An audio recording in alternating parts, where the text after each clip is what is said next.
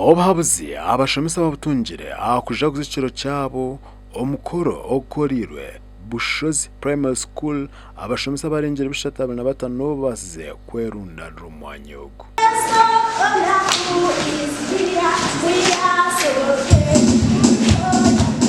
nokushasha kushanga ngo government neza kurekora decision esikuza ku implementing abashomesa na munonga kakaricura mu yaro wa secondary abantu kushanga abana bashomerero wa secondary obo karicura kandi teri mu ere tuzakire kitu kace akutwine twogera handasa situ echo kureberamo no shanga mushomesa n'akabichike ngatorwa mukaka yabaganga kamukoro aliwana chana umuntu yamonereza mu ampechi 3 na mareka shangwa achiriye takajirata takamutwara mutuma wamusikeza chana akakwicita ndokujana kwa kilo ka shukari twe kireki twizusya umurimo kwitunga abashomesa kandi challenge empango munonga no kugira ngo tutunga akashara kake enda RDM plus size yuko demokrasi murahanu nk'abanyabwejo n'umuntu yakubugana nojo kiringici ndi umunyabwejo Kichoncho Beraro ojwekire abari umujyi mukuru Honorable Ephraim Beraro ashabira abashomesa okonja gukoraje emirimo yabo bagire okugumisiriza okugumisiriza no barasinga nuko bibure kugamo izo barwe tujyaba sinzi one time nyowe kikwiciriza umushomesa no byakobaye no mwenda kumwera kasuti kekamwe nakakagorire amukorogo bashazirekeje kakumuringo gumwe gokoreka obusengozi omugana kwenda kweshenza nago okujaguze cy'abashomesa omuri Bushenyi okwa abashomesa berundanire akisayi cha St Kagwa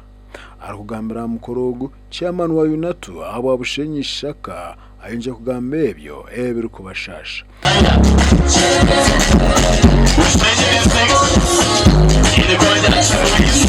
almost 600 teachers countrywide. This month, we are in the month of October, we have so far lost 500 teachers. We need somebody to carry out a big research to know what is killing our teachers. Honorable Chief Guest, as they amend the standing orders, as we look at other policies,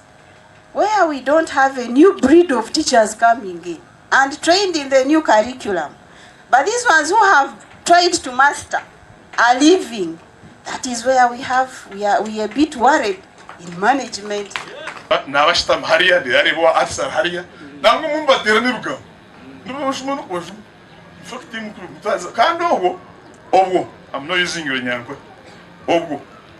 abashomesa basaya sabinje binde bizumba toroka twintu bahiga nabwo twakwatra konse bakwatra ne bapatayima nebizubu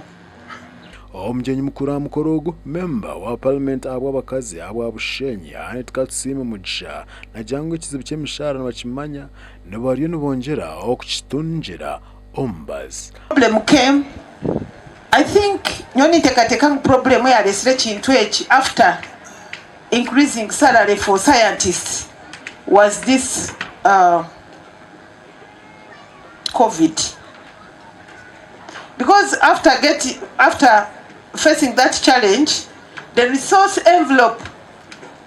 ekachendera. You blame government yayanga kuichiriza tokweita, you don't kill your what? Yourself. Stress ya kandi ni bagambira nte bintu byanyu byona tuliyo tubukoraho. So stress ne ya aho kwani to stress ndo tujine gonga amakuraga gasha kwa Juliet Charlesima na Abraham Muganz abwa TV West.